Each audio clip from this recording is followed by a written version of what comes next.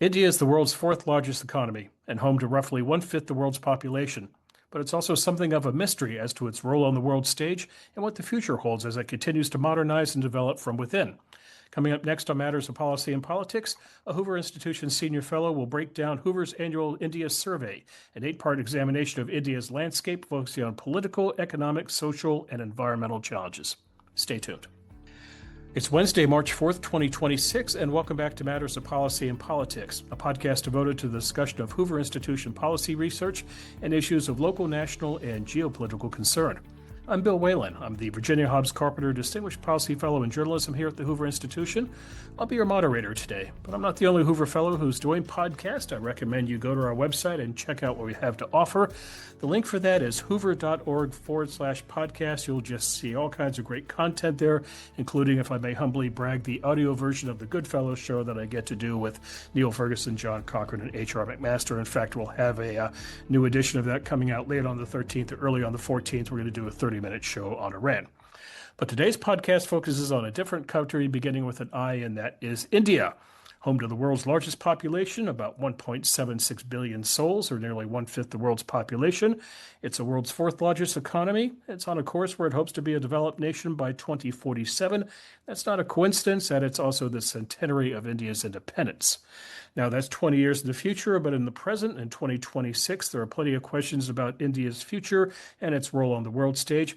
Helping us unpack this and more, including the Hoover Institution's ongoing interest in India, it's my honor to welcome back to the podcast Šumit Ganguly, a Hoover Institution Senior Fellow and Director of Hoover's Huntington Program on Strengthening U.S.-India Relations.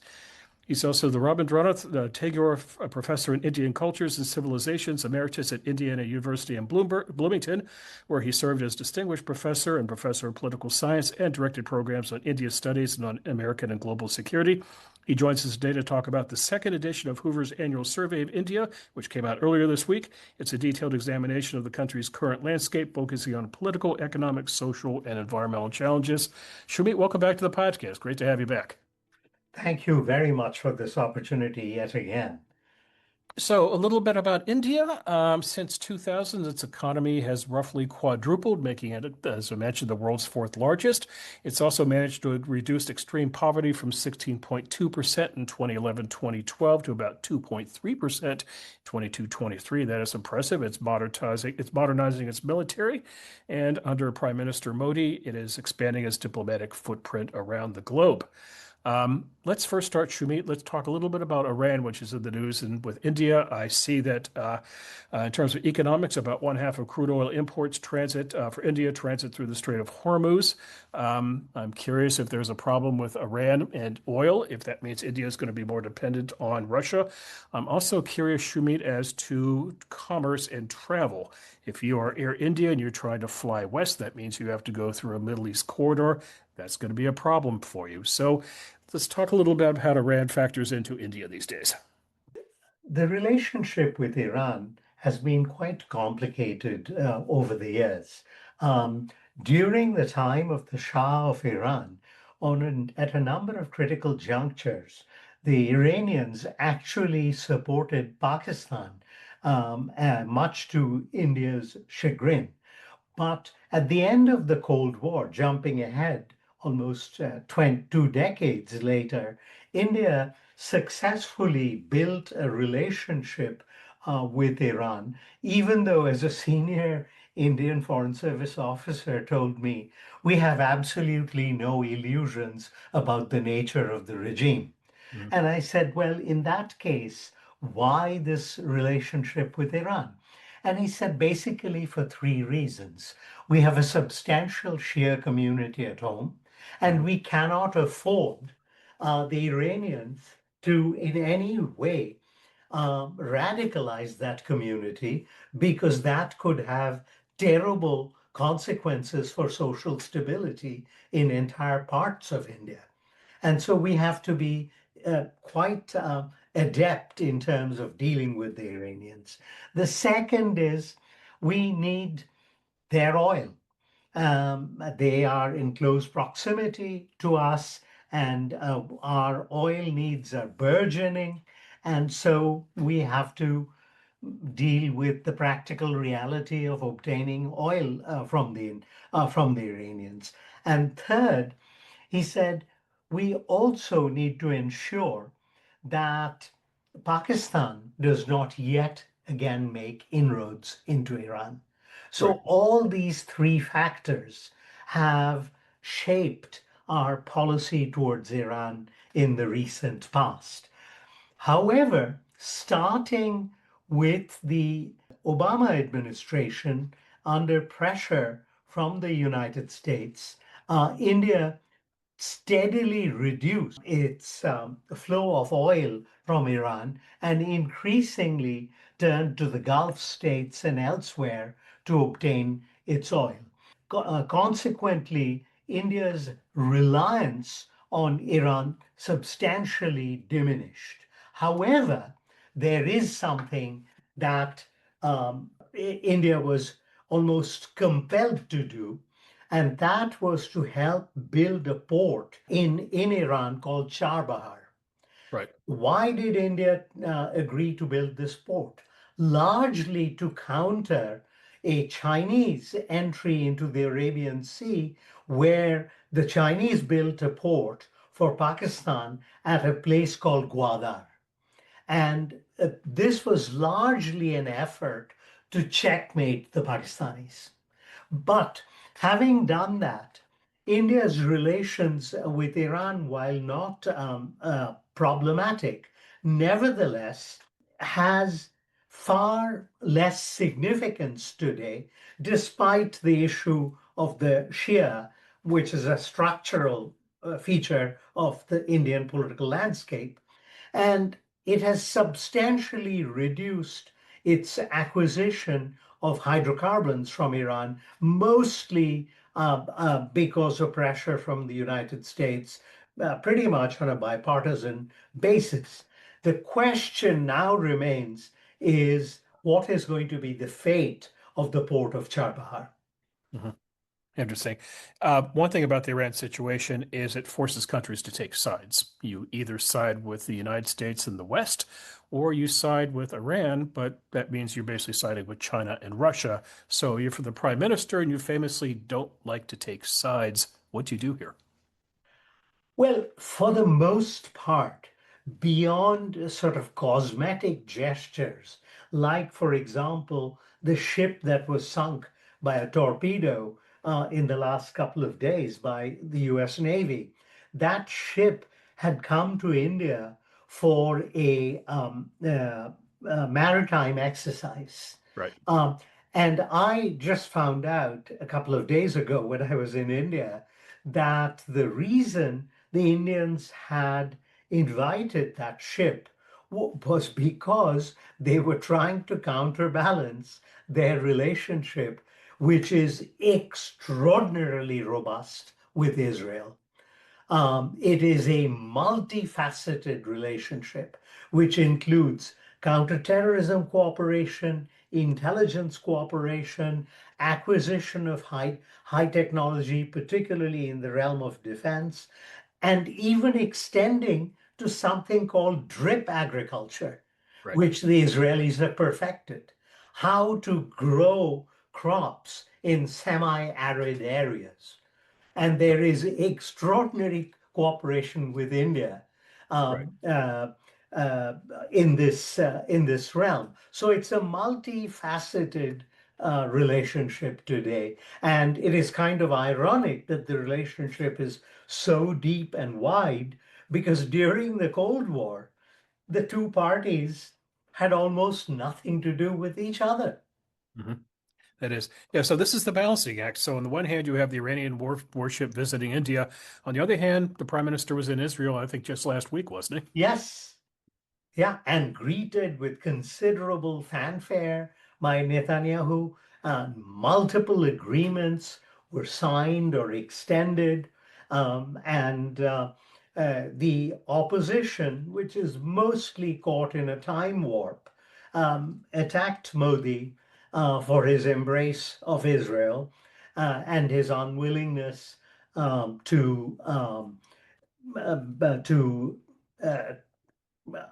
upbraid the United States Hmm. on the killing of Khomeini. Um, Modi was completely unperturbed by these criticisms and just went about his own way. Like that old Arab statement that, the dogs bark, but the camels pass. I like that. I like that very much. Let's talk about the survey. And first, let's begin. Congratulations. I read it. It's well done. It's the second time Hoover has done this now. Yes, Congratulations. You edited this. yes. Let's first explain to the listeners what exactly we're talking about. They're going to hear a survey and they're going to think, what did Hoover do? We went and we surveyed, we did a poll of 2,000 Indians. No, that's not what it is. It's 8 chapters on India, 8 written essays, 8 written explanations. Question for you. How do you choose the topics? Mostly on the basis of topicality, Mhm. their relevance. One could hardly have this Hoover overview of India without a chapter on the economy. Mhm. One couldn't possibly do without a chapter on India's defense policy Mhm. or India's foreign policy. So those were the most obvious ones. The others we decided would be largely on the basis of, well, did we cover this earlier? And if we covered it earlier, what is it that we did not address? So there's a chapter on science and technology, which is extraordinarily detailed and covers the entire waterfront. Last year, we had a chapter on demography, but we decided to dispense with it, even though it was an extraordinarily well written chapter. The only reason we decided to dispense with it is, well, in the past year, there have been no dramatic demographic changes.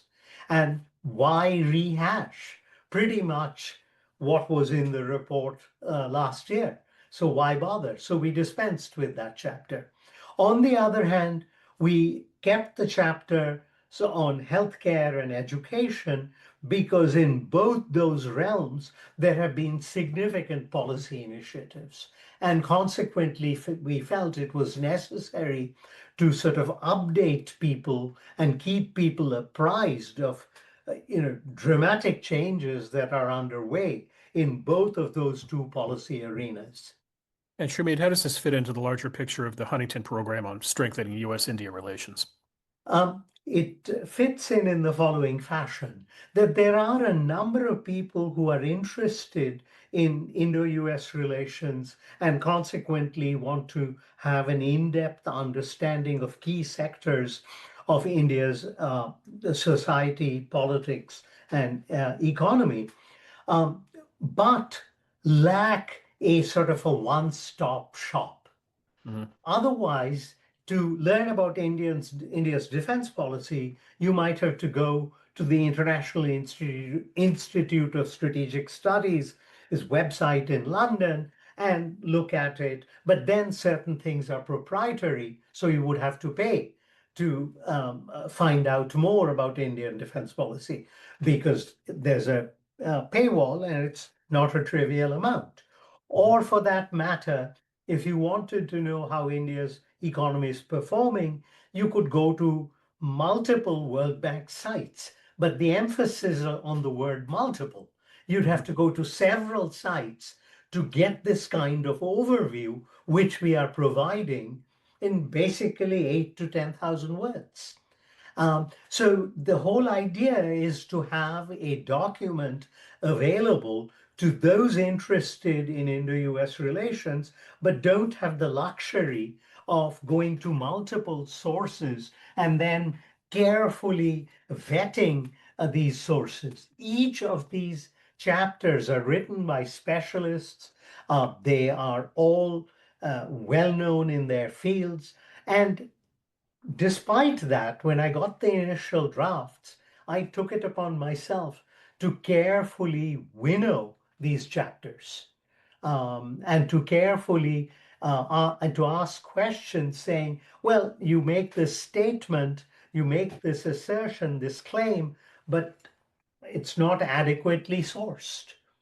So you need to provide sufficient sources and more evidence to bolster this claim. And thereby, you're assured of a certain rigor that these are not sort of extended op-eds. This is evidentiary. This is based upon sound research. Yeah, I hope the process went well. You know, academics don't always enjoy being edited. They No, don't like, they and don't. they don't like to hear the words, "We need to cut this down." Oh, trust me, this is something that I've had to confront, and in a couple of cases, had to go through multiple iterations to get them to conform to what I was asking. Yeah. Um, so no, you're absolutely right. It frequently proves to be an uphill task, but having taken this on, you live with it. Yes, I won't name names, but I had a very a famous fellow several years ago submit an essay to me to run on a Hoover website, and I had to edit it. And I asked for 1,500 words, and he gave me 5,000. What do I do?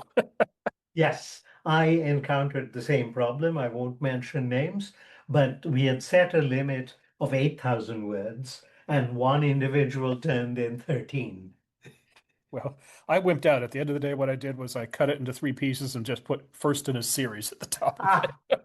That's all I could do. that's a solution. I know that one person very interested in India at the Hoover Institution is the person at the top of the pyramid, and that is our esteemed director, Condoleezza Rice. I assume you've talked to her about India on multiple occasions. What is her interest in India? How does it tie into her worldview? This is a fascinating question. Her interest in India goes back to the time when she was advising the Bush campaign. Um, The campaign, and so 2000. Mhm. yes, Yeah. 2000. And uh, uh, candidate Bush at that point asked her that, I have seen these highly successful Indians in the Houston area, and they're all professionals working in the petroleum industry, so they're engineers or geologists. You have doctors, you Mhm. have university professors, and yet we hardly seem to have a relationship with the name with India. How do you explain this? Well, Gandhi, being a trained political scientist and an able political scientist, said, Sir, um, it's because they have a nuclear weapons program that is outside the framework of the Nuclear Non-Proliferation Treaty of 1970. And this is a huge impediment in our relations because domestic law prohibits us from doing certain things with India. There are sanctions in place, and there is legislation in place that limits contact with India in a number of areas, which could have a spillover effect on their weapons program.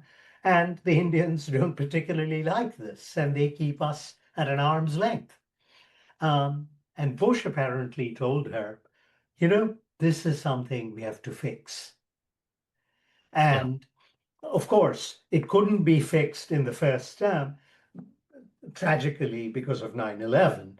The administration was understandably preoccupied with securing the country and going after the perpetrators of this horrific attack on the American homeland. Um, so while relations with India were improving, the that impediment nevertheless remained. But the administration, in its second incarnation, to its credit, went back to the issue. And I will tell you something which will knock your socks off, because Condi told this to us. She said, when we first went to India and told them that we were prepared to make an exception for them and waive the provisions that prohibited them from participating in the normal nuclear global nuclear industry and working with us in a number of areas, she said they were absolutely dumbfounded. They thought this was some clever ploy that the US was coming up with. And there was something sinister underlying this seemingly generous gesture. I mean, they were, to use a quintessentially American word, they were gobsmacked. Hmm. But Um, were they inherently distrustful of Americans or inherently leery or suspicious? They were inherently distrustful in large part because there was a bipartisan consensus that under no circumstances are we going to legitimize India's nuclear weapons program, Mhm. which was outside the realm of the NPT. And consequently, the notion that a senior administration official would come bearing these gifts, it's like beware of Greeks bearing gifts. Um, so to go back to the Trojan War, they were extremely skeptical. Uh, but after some consultations, they said, "Okay, we are willing to talk." And then, of course, the protracted negotiations started. And as you may be aware, my colleague Dinshaw Mistry and I Mhm. just edited this book on how the deal was done. And if I may be so bold, this might be the subject of another podcast on another occasion. What is the title of the book? The title of the book is The US-India Nuclear Accord, History, Analysis, and Reflections. And where do I get it? Oh, you'll get a copy. No, but where can the listener get it? Oh, where can Stanford University Press. Okay, It's Stanford up Press. on the website. And we are privileged that Gandhi agreed to write the foreword to the book. Very good. I want Uh, to talk more about the U.S.-India relationship, but let's gonna tie into one of the chapters of the survey. So let's get into the survey. I picked four topics to cover with you. okay. We'd be here all day if we did eight. And our listeners should know that my friend is playing under a little pain. He came back from the doctor, so hopefully you're in good shape. You're not on medications, or maybe being on medications and make for a better podcast. I don't know, but so let's discuss four topics in the survey. So the first one, the assessment of India's economy. And what I liked about this was the author wanted to take both an inside look at India, but also an outside look as well. And here's the question, Shumit. Does India have an economic strategy? It has an economic strategy, but as any competent economist will tell you, there is the problem of what's called path dependence. It's a concept that was actually developed here at Stanford in the economics department. Um, um, the uh, uh, the concept of path dependence suggests that once you create certain institutions and institute certain policies, you can change them. But once they become embedded, it's like turning a super tanker around. Right. And that's part of the problem that India is faced with. There are certain interest groups which have become so powerful over the years that they can practically exercise a unit veto. I'll give you one concrete example. The Modi government, to its credit, about 3 years ago, wanted to change India's farm laws and make them more market friendly and competitive. Mhm. The farmers from a couple of rich agricultural regions came and blockaded the major highways leading to the capital, New Delhi. And they would not leave for months together. I mean, they literally set up camp along the highways with tents and cooking facilities and water. And ultimately, the government, which was very keen on passing this farm bill, ultimately backed down because they realized the power of the farming constituency in northern India, and nothing was done. Um, uh, to its credit, the government has brought about certain important reforms, particularly in its second term in office, for example, a new bankruptcy law, which enables businesses to function much better and to regroup after having declared bankruptcy, which is common in the United States. Firms die out and, to the extent possible, pay off their creditors. And there are specific legal provisions for doing this. And India did that. Another thing that the government has done is something called the GST. This is a system of uh, taxes which will affect the entire country. Until the GST was passed, the one would see trucks entering another state lined up for about a mile. Why? Mhm. Because to enter the next state, they had to pay certain tariffs, internal tariffs, mind you. Right. This was just maddening.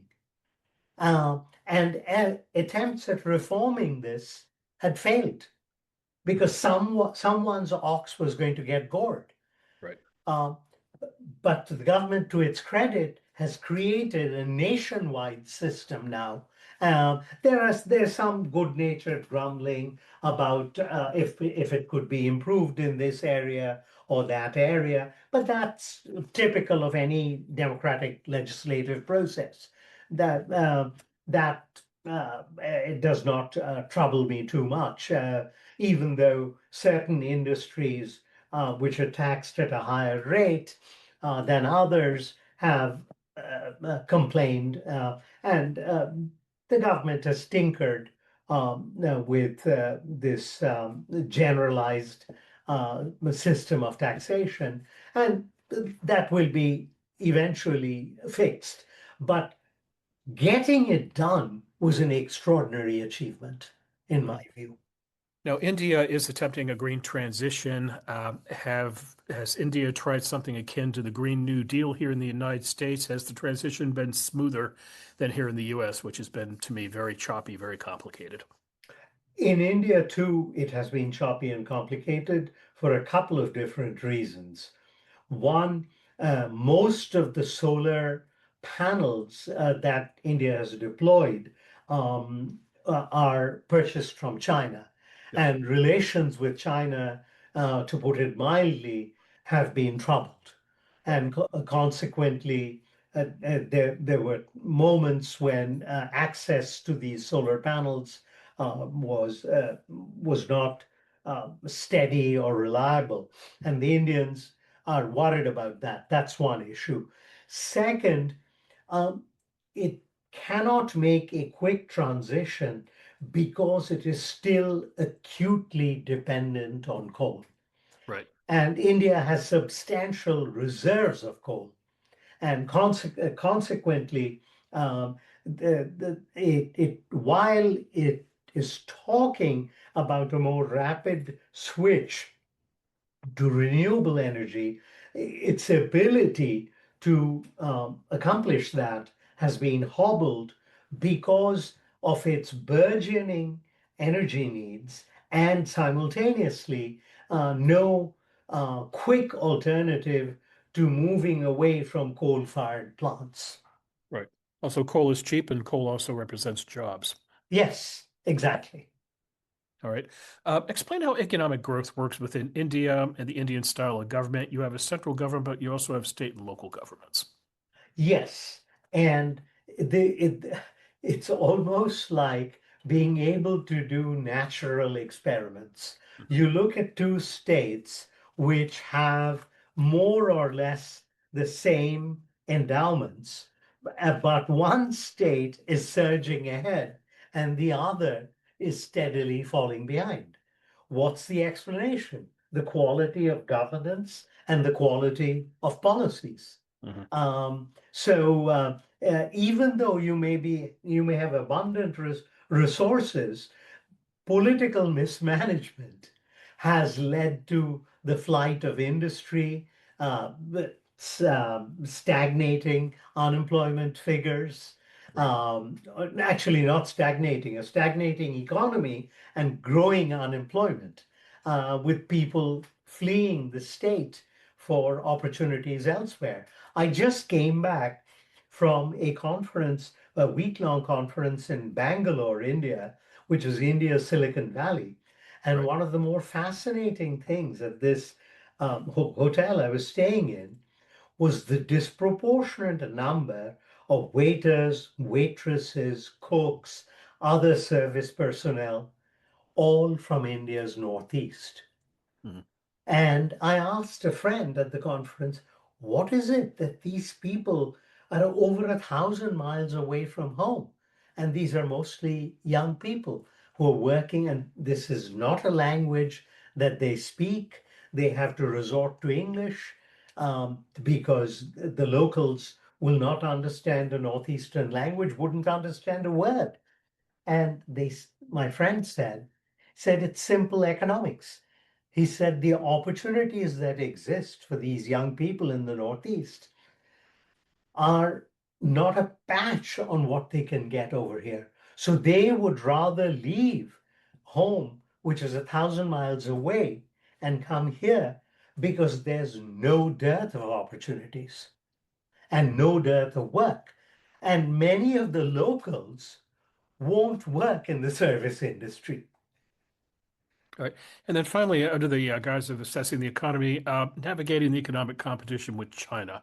I'm curious in this regard. Are you suggesting that China and India are they competing, making similar goods? But I'm also curious in this regard. You have a growing population in India.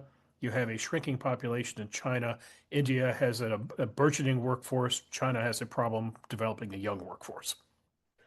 Yeah, demographers often highlight these stark contrasts. Yep. But by the same token, what India has failed to do is to create large numbers of factory jobs. Right.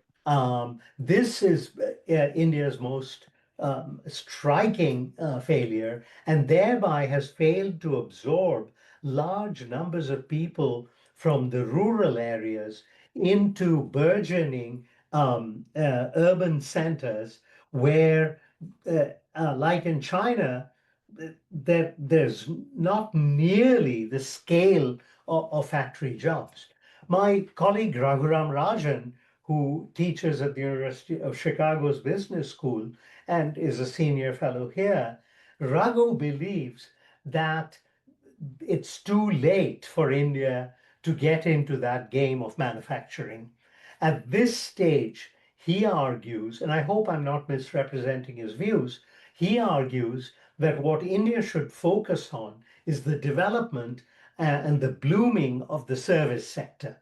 And the service sector will then absorb people and pull people out of poverty. All right, so let's tie this now into another category, another topic covered in the survey, education at a quote crossroads. That was the word that you chose here, crossroads. So Yes. what is the crossroads exactly? It's at multiple levels because education is a patchwork quilt in India. Mhm. If you go and you can afford a private school, you can get education comparable to anything you could get in an advanced industrial society. I assume it's an image of the British system, of a British private school. Yes, Mhm. yes. But that's a tiny sliver of Indian society Right. that can get access to that. Public schools are extremely uneven. In certain states, teacher absenteeism is widespread. So there is a school notionally that's funded by the government, but little or no scrutiny about what is being accomplished in that school. So often children are in a grade, say sixth or seventh grade, but their skills resemble those of third graders. And public schools in certain parts of India which are better governed are actually quite decent. Mhm. But you cannot say this on a nationwide basis, and particularly in the poor northern states. Their one pathway to a middle class life, namely a meaningful high school degree or beyond, just doesn't exist for a substantial portion of the population. So that's why India is really at a crossroads. Unlike the states of East Asia, which had invested a great deal in primary education and thereby created a floor, whether we are talking about South Korea, whether we are talking about Taiwan, even Vietnam and Indonesia, to varying degrees accomplished this, and India neglected that form of primary education, and now is trying to direct resources to improve primary education.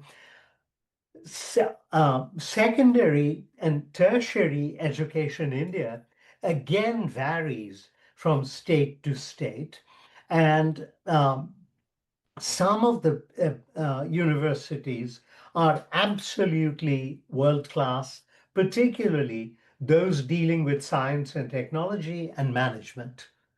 But liberal arts universities, particularly those which are government run, are a caricature. Fortunately, for about 2 decades, India has opened up higher education to the private sector. And now you are getting any number of people in the Indian middle class sending their children to these private universities. And I visited them, and a couple of them, if you sort of blink your eyes, you might think you are at a campus in southern Florida. All right, a statistic that really caught my eye here, uh, engineering. So Yes, here in the United States, we have a problem. We don't produce enough engineers, we don't produce enough teachers, we don't produce enough nurses. India is producing plenty of engineers. According to the survey, about 1.5 million students each year graduate with a degree in engineering, but only 45% are employable. yes. What is going on here? What happened is any number of fly-by-night schools opened up in India, Okay. which promise you a degree and get you a degree. But the skills that you obtain Hmm. leave a great deal Hmm. to be desired. And that explains this terrible discrepancy between the number of people who actually graduate and the number of people who can find meaningful, gainful employment. Okay. Two more education-related questions to meet, and then we'll move on to other survey topics.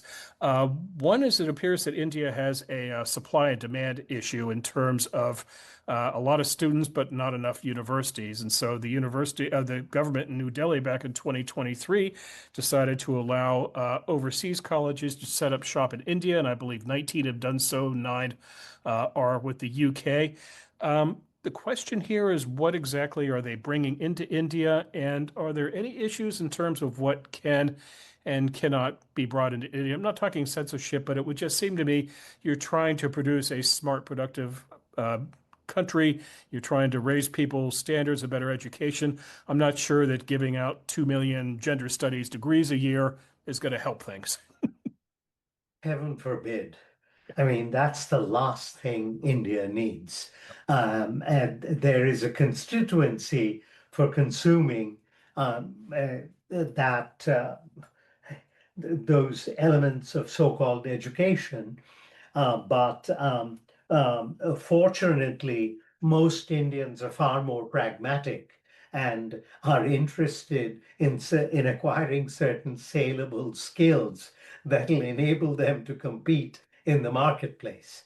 So one hopes that the ruination that I saw of English departments across the country, where they do everything else other than to teach English or American literature. I hope that trend will not wend its way to India. Um, When I was an English major in college, there were like 15 faculty members, and I even recall having a seminar on Milton with just 3 students. Mhm. I didn't realize what a privilege it was until today.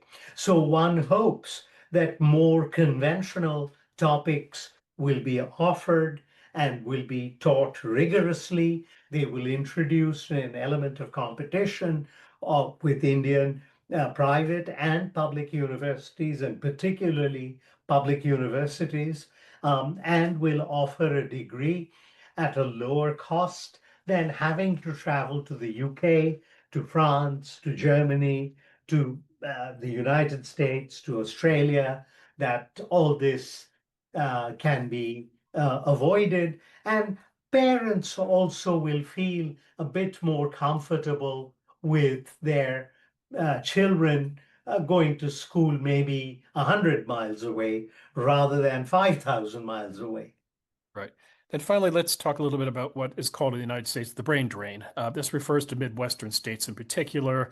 The best and brightest kids grow up and they attend college, sometimes a state university, but they move to one or two American coasts. And the problem is the state loses its resources in the process. Maybe India has an analogous problem, but here's how I look at it. I've been here at Stanford at Hoover for 25 plus years. And I remember literally one of the first weekends I came here, I just decided to walk around the Stanford campus just to get the lay of the land because you need to walk around Stanford just to understand where things are because it's a very confusing campus. All the roofs look the same. There are very few landmarks other than the Hoover Tower. You need to learn how to walk your way around. And I had an epiphany, a discovery of sorts. Over on one side of the campus, big, vast lawn. And you know who's out on the lawn? A bunch of Indian chaps playing cricket. And it wasn't long after that that a friend took me down to Sunnyvale, and we went to a bar and we watched a cricket match. Then we had dinner in India. Now, this is not just an isolated thing in Northern California. I looked up some numbers here. California's population has been rather stagnant since COVID, about the last 5 years. But if you look at the Indian American population in California, Šumit, from 2013 to 2023, it's grown by about 50%. What that tells me, people are coming into California to study and they're staying here. So, how does India get people back to India? Yeah, this is a absolutely vital question that you have raised. The only hope lies in that India is finally recognizing the importance of bringing talent home rather than simply exporting talent. Right. And this has also been made possible by the steady, no, I won't say steady, by the fitful liberalization of the Indian economy since a major financial crisis in 1991. Um, Entrepreneurship is no longer seen as a pejorative word. Right. It is actually seen as something desirable and worth pursuing. Furthermore, there is a small propensity and a growing propensity to take risks, which is inherent in a capitalist economy, and the possibility of failing, but then reconstituting yourself and coming back to fight another day. The fear of failing led generations of Indians to seek the safe harbor of a government job, which guaranteed you lifetime employment, didn't pay very well, but gave you health care, gave you pretty much lifetime employment and a steady salary. But the drawback of that was it also dampened any willingness to take risks, to be an entrepreneur, Mhm. to pursue something novel, and that's finally happening. I don't have the statistics at my command at the moment, but just on an anecdotal basis of what I saw during the course of a week in Mhm. Bangalore, which is one of India's most entrepreneurial capitals, Right. was mind-boggling. An array of new restaurants with cuisine from across the world. Uh, one night at the hotel where I was staying, I went up to a rooftop restaurant and it was a warm evening, so I ordered a beer. And then I noticed the beer is being produced in these massive steel vats on the roof of the hotel. And Microbrew. Yeah. microbrewery. Yeah. And I asked the young woman who was serving us, I said, "Do you have any Indian beer?" And she shook her head because what she understood by Indian beer is simply typical bottled beer. Mhm. Uh, uh, Is that Tiger beer? Tiger is one, Kingfisher is another, the Taj Mahal is another. But the fascinating thing is, she brought me a 12-ounce glass of beer, literally brewed 5 feet from where I was sitting. Now, some entrepreneur decided to do this and take the risk. This beer was comparable to anything I've had in Europe. Um, and 20 years ago, this was unimaginable in India. So there are these little ecosystems that are emerging where Indians who've already accomplished a few things in this country are going back and are seeking venture capital to start new industries and to find niches which are underserved in India. So uh, the when I left India in the 1970s, hardly anyone who came with me ever went back because the opportunities in India were so limited. Right. But now we're seeing something which someone I believe at Stanford has coined this term called brain gain. Brain gain. That you're seeing a recirculation of people who come here, get an education, make a pot of money, and then think that I could do even better in India for the simple reason there are any number of venues which are largely untapped. Okay. All right. Two more topics to get through. We're getting there. Just two down, two to No, go. it's fine. Okay. All right. So our third topic here, it's science, technology, and innovation policies for development. India's contemporary challenges here. Put very simply, as the report tells us, survey tells us, this is science as a solution to poverty, hunger, underdevelopment, superstition, apparently as well. Here's what I found in the survey as I read through. India does not lack through programs and initiatives. I found under the category of what's called science, technology, and innovation policies in the Modi government, 9 flagship programs, 17 STI policies, getting back to science, technology, and innovation. All kinds of clever names here, Shumit. Digital India, Green India, Clean India, Skill India, the list goes on. What is the common theme here? The common theme here is a desire to basically um, uh, transform the country through these initiatives. The problem in India today is not the lack of initiatives or ideas. The Right. problem is implementation. There is, to use that old English expression, there is many a slip between cup and lip. That there are well-conceived plans, but implementing them and putting them into action, there is a huge gap. And in part, it's because of bureaucratic sloth. In part, because there is a certain level of distrust and an unwillingness to take risks. There's a certain um, um, uh, inertia societal inertia that exists because this whole notion, well, we've always done things this way. Mhm. So why should we now undertake something that's risky? But nevertheless, the government is trying to incubate a whole range of programs and hoping that various forms of public and private partnerships can ignite a sort of a wildfire across the country to produce economic development. Then, Shamita, I also found what are called mission-oriented innovation programs, 17 of these. I counted deep ocean mission, semiconductor mission, geospatial mission, biopharma mission, lots of missions. Uh, But do the missions have destinations?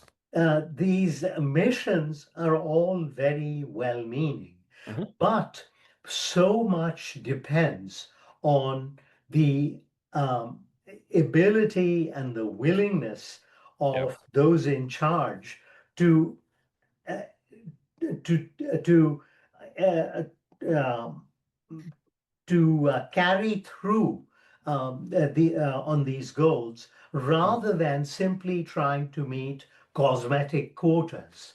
Right. That's the real challenge that India confronts. Right. So what this strikes me as, Shumit, is it ties into the final category we're going to talk about, which is India's foreign policy amid global uncertainty. Now, we've touched a bit on Modi and the balancing act here, but I want to spin this more in terms of developed India, as it's called. I'm going to butcher the Indian language here. Viksit Bharat, or something close to that. Viksit Bharat, yes, that Okay. means a developed India. All right. I didn't get it exactly, but I think I got on the green. I You got got it close to pretty home. good. Thank you very much. So here's the challenge, very simply. In order to reach the goal of developed India by 2047, the centennial of the founding of the country, you're going to have higher annual rates than the current average of 6 to 7% growth over the past decade, which, as the report points out, as the survey points out, is going to require what it calls deft diplomacy. So explain how these two things tie together: diplomacy with trying to get to the goal of a developed India by 2047. The deft diplomacy will involve attracting investment into India in key sectors of the Indian economy. Right. It will also involve technological cooperation with, say, a country like the United States, or certain Western European countries that have niche products and capabilities, and Mhm. getting them to invest in India to boost India's technological capabilities. In certain areas, India is doing quite well. One of them, say, is in information technology. Another is in the realm of pharmaceuticals. Right. So there are already niche areas where uh, India is making significant progress. But if there's one criticism that I have of India, is that while it's great to attract foreign investment, to obtain technology from abroad, to indigenize that technology and harness it for economic development, the one thing where India is woefully falling behind on is innovation. Mhm. Um, uh, while you have Indians doing a lot of the grunt work, say, for example, in information technology, I can't think of a single Indian innovation, either in software or hardware. Hmm. It's mostly emulation or doing things a lot more cheaply. Mhm. But what India really needs is a spirit of innovation, which is critical to capitalist development. Um, uh, Is, is there another country you would point to that India should consider looking at? the place that it should be looking at is this land. The Uh, US. Okay. in the US, a friend of mine once told me, she was a professor at Berkeley. She once said, America is a place where you can always reinvent yourself. And I thought that was one of the most insightful statements that anyone could make. Yeah. Um, you know, there are second acts in American life. I was about to say that is probably the silliest thing ever said, that there are no second acts in America. Wrong. Wrong. If Wrong. there is one place that there are second acts, it's here. Right. Well, look at the current man in the White House, which is probably a good way to wrap up this podcast, as we're talking about deft diplomacy, economic growth, tariffs. Yeah. Uh, What? Tariffs, of course, for India has been a major problem. Right. Um, and it would require another podcast to talk about how this came about. Uh, Right.